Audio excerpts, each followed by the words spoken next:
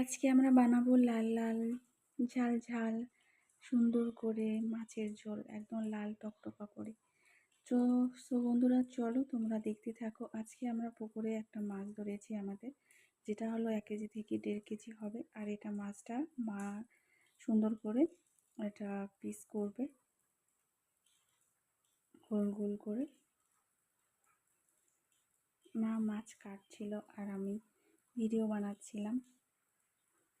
তো এরকম বাড়ির মাছ খেতে কার কার ভালো লাগে, একদম টাটকা বাড়ির পুকুরের মাছ। এমন করে সুন্দর করে গোল গোল করে মাছটা পিস করে নেব। আর পিস করা হয়ে গেলে মাছগুলো ধুয়ে পরিষ্কার করে নেব। তারপর এখানে মশলা করা হয়েছে মাছের জন্য, আর মাছগুলো সুন্দর করে ভাজা হয়ে গেছে কড়কড়া করে। আর এগুলা মাছের মাথা, খেতে দারুণ লাগে।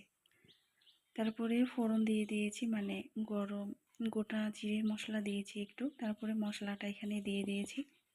এখানে মশলার মধ্যে সব কিছুই দেওয়া হয়েছে, শুকনো লঙ্কার পেস্ট আছে, তারপরে আদা বাটা, রসুন বাটা, পেঁয়াজ বাটা সবগুলোই একসাথে মিক্স করে দিয়েছি।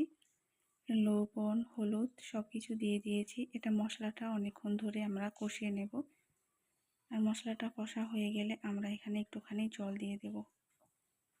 যতটুকু জল দরকার তোমরা অতটুকুই দিবা, বেশি দিলে কিন্তু মশলা সেটা টেস্ট করবে না।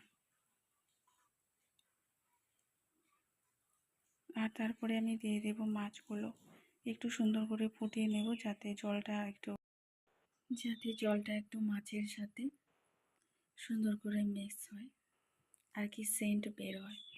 তো মাছটা আর জলটা একদম পুরোপুরি ফুটে গেছে। তো মাছটা আমার কিন্তু কমপ্লিট হয়ে গেছে, আমি এখন উঠিয়ে নেব। তারপরে যে দেখতে পাচ্ছেন এত সুন্দর হয়েছে আজকে মাছের ঝোলটা। তোমরা চাইলে কিন্তু বাড়িতে এভাবে বানাতে পারো। তো চলো, টাটা।